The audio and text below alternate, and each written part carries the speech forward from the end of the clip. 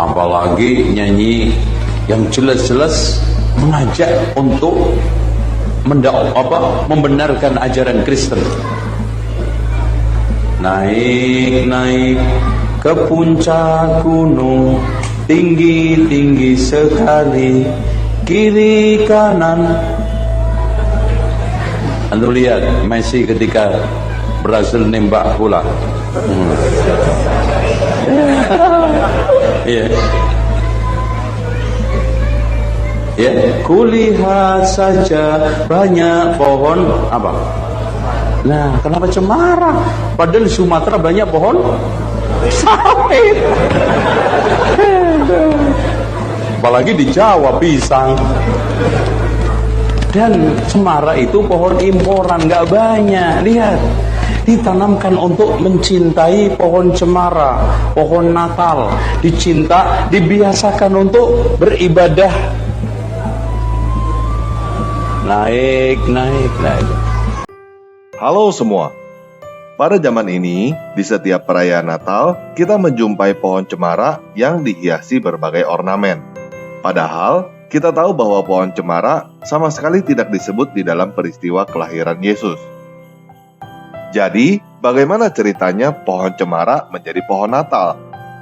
Pada video ini, kita akan membahas tentang sejarah pohon cemara menjadi pohon Natal dan juga menjawab sebenarnya bolehkah orang Kristen menggunakan pohon Natal.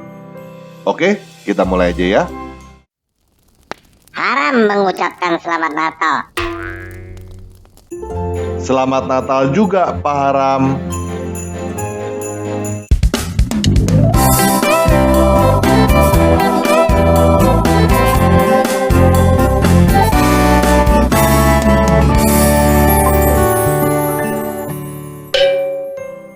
Nah, pertama kita perlu tahu bahwa menghiasi pohon adalah budaya yang sudah ada sejak zaman purbakala di semua daerah. Orang Romawi melakukannya, orang Mesir melakukannya, orang China melakukannya, bahkan orang Yahudi juga melakukannya. Sehingga banyak orang yang mengira bahwa pohon Natal adalah budaya pagan yang diadopsi ke dalam Kristen. Ada yang mengatakan bahwa pada daerah-daerah bagian utara bumi, hari terpendek dan malam terpanjang jatuh pada tanggal 21 atau 22 Desember. Waktu ini disebut winter solstice, artinya adalah titik balik matahari musim dingin. Konon, katanya, orang-orang zaman dulu percaya bahwa musim dingin datang karena dewa matahari menjadi lemah. Lalu, mereka mengadakan perayaan pada saat winter solstice itu karena pada saat itu dewa matahari mulai menjadi kuat kembali. Di dalam upacara itu, mereka menggunakan pohon yang selalu hijau sebagai simbol kehidupan abadi. Orang Mesir kuno yang memuja Allah berwajah burung yang bernama Ra juga merayakan titik balik matahari dengan memenuhi rumah mereka dengan daun palem hijau sebagai simbol kemenangan kehidupan atas kematian. Orang Romawi menyebut perayaan winter solstice dengan sebutan Saturnalia. Disebut Saturnalia untuk menghormati ilah pertanian mereka yang bernama Saturnus. Pada saat itu, mereka juga menghiasi rumah mereka dengan dahan pohon yang selalu hijau. Nah, pohon selalu hijau yang digunakan untuk perayaan-perayaan itu bukan hanya cemara. Pohon ek, pohon magnolia, pohon kelapa juga bisa dianggap sebagai pohon selalu hijau dan digunakan di dalam perayaan. Jadi, budaya orang-orang zaman dulu menghiasi pohon itu tidak menjawab kenapa pohon cemara. Terus terang, saya sendiri tidak ada masalah apabila pohon Natal memang adalah budaya pagan yang diadopsi oleh Kristen. Tetapi, masalahnya hal itu tidak benar. Menuduh pohon Natal adalah budaya pagan yang diadopsi oleh Kristen sama seperti berkata bahwa berdoa adalah budaya pagan yang diadopsi oleh semua agama modern. Semua agama pagan kuno berdoa. Berdoanya bagaimana nggak penting. Pokoknya semua agama pagan kuno berdoa. Jadi, semua agama modern yang berdoa mengadopsi doa dari agama pagan kuno. Artinya, itu adalah tuduhan yang terlalu generalisasi dan maksa. Jadi, bagaimana sebenarnya sejarah pohon cemara menjadi pohon Natal? Siapa yang pertama menetapkan pohon cemara menjadi pohon Natal? Coba teman-teman tebak ya. Apakah orang pertama yang menetapkan pohon cemara menjadi pohon Natal adalah Paus dari Gereja Katolik Roma?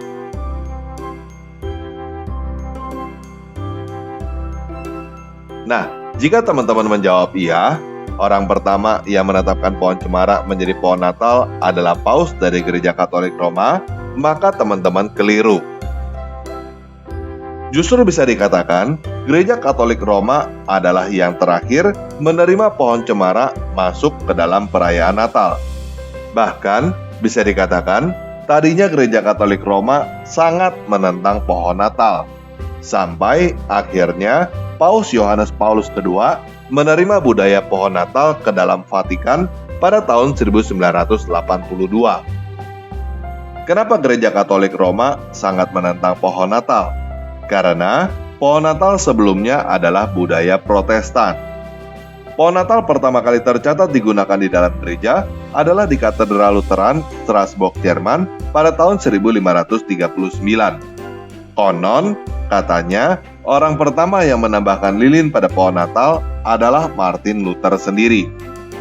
Ceritanya, pada suatu malam, Martin Luther berjalan-jalan di hutan. Di dalam hutan itu, Martin Luther mendapatkan ide karena melihat keindahan gemerlap bintang di angkasa yang sinarnya menembus cabang-cabang pohon cemara. Kemudian, Martin Luther menebang sebuah pohon cemara kecil, membawanya pulang, lalu memasang lilin pada setiap cabang pohon itu supaya terlihat gemerlap seperti bintang. Dari Gereja Lutheran Jerman pada tahun 1539 ini, budaya pohon Natal kemudian menyebar ke gereja-gereja Protestan lain dan akhirnya menyebar ke Gereja Katolik Roma di Vatikan pada tahun 1982. Nah, sebenarnya siapa yang membuat pohon cemara menjadi sangat populer sampai menjadi budaya Natal yang bahkan digunakan oleh orang yang bukan Kristen? Jawaban yang jujur adalah Coca-Cola. Coca-Cola adalah pihak yang paling berperan dalam mempopulerkan Santa Claus dan pohon Natal. Jelas ya? Nah, sekarang kita sudah sedikit paham tentang sejarah pohon Natal. Tetapi, kita masih belum mendapatkan jawaban kenapa pohon cemara. Kisah Martin Luther hanya sebatas bagaimana pohon Natal dan lilin berada di dalam rumah dan gereja. Kenapa bukan pohon sawit atau pohon pisang seperti yang dikatakan Pak Ustadz Zainal Abidin? Jadi begini, ada satu legenda yang menceritakan kenapa pohon cemara menjadi pohon Natal. Pada tahun 672, lahir seseorang yang bernama Winfred di Kirton, Inggris. Pada tahun 723, dia ditahbiskan menjadi uskup Jerman dan namanya berubah menjadi Bonifatius. Winfred atau Bonifatius ini adalah tokoh sejarah sungguhan. Dia mati martir pada tahun 754. Walaupun dia bukan orang pertama yang melakukan penginjilan di Jerman, tetapi dia mendapatkan gelar sebagai Rasul Jerman. Jadi, Santo Bonifatius bagi orang Jerman seperti Nommensen bagi orang Batak. Legendanya adalah, pada suatu waktu Bonifatius berada di Geismar, Jerman Barat. Pada waktu itu, penduduk di situ sering melakukan ritual keagamaan di sebuah pohon ek raksasa yang diyakini sebagai tempat bersemayam Dewa Thor. Jadi, Thor yang ada di komik dan film Marvel sebenarnya adalah dewa petir Jerman kuno.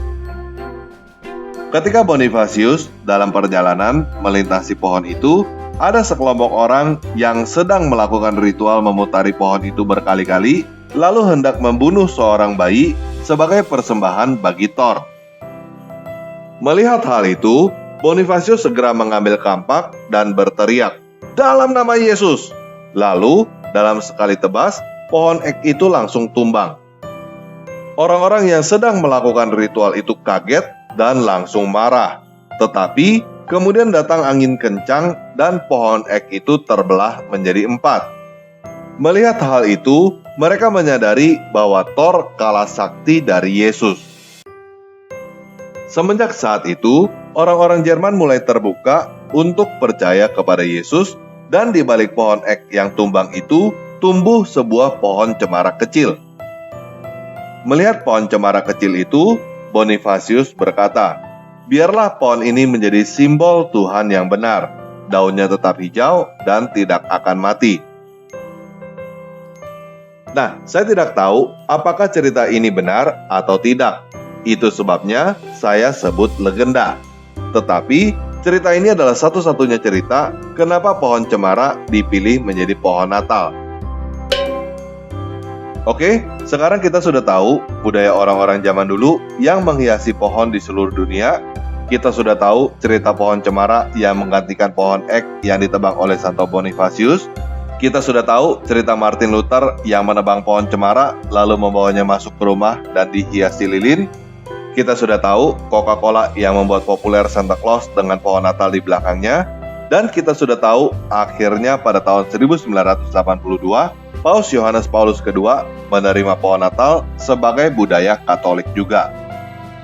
Pertanyaannya, sebenarnya bolehkah kita menggunakan pohon cemara pada perayaan Natal? Untuk menjawab pertanyaan ini, saya ingin mengajak kita semua kembali ke Taman Eden.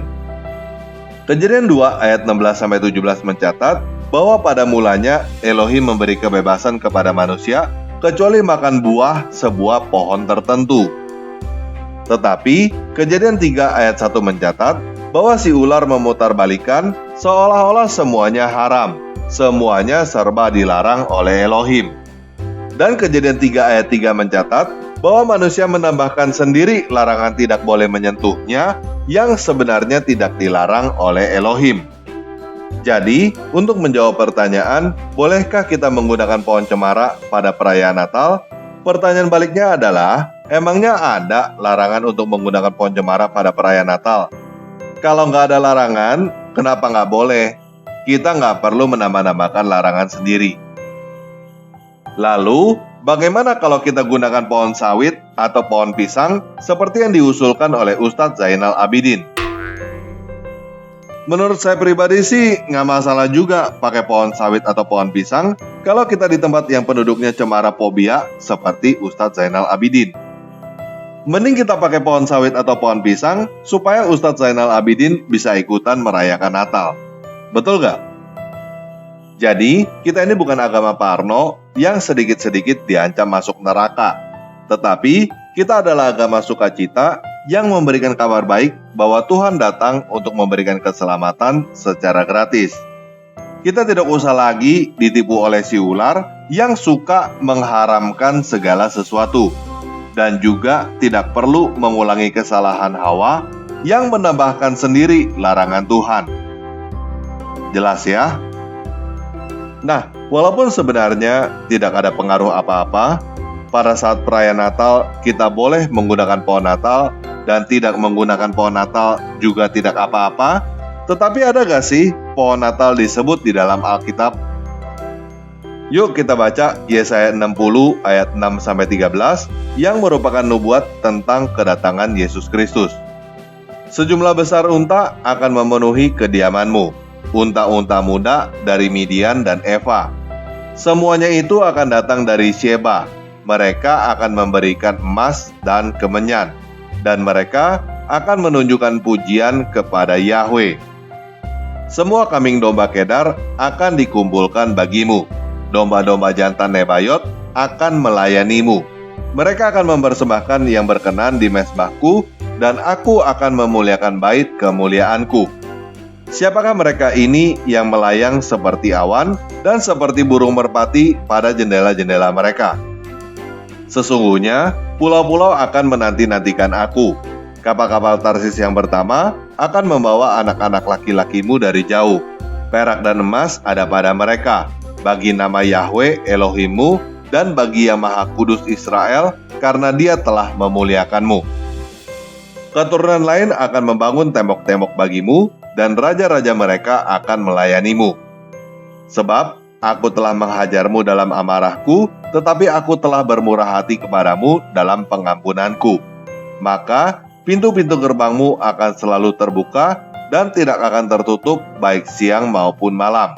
sehingga orang dapat membawa kekayaan bangsa-bangsa kepadamu sambil menggiring raja-raja mereka kepadamu. Sebab bangsa dan kerajaan yang tidak melayanimu akan binasa. Ya, bangsa-bangsa akan menjadi runtuh.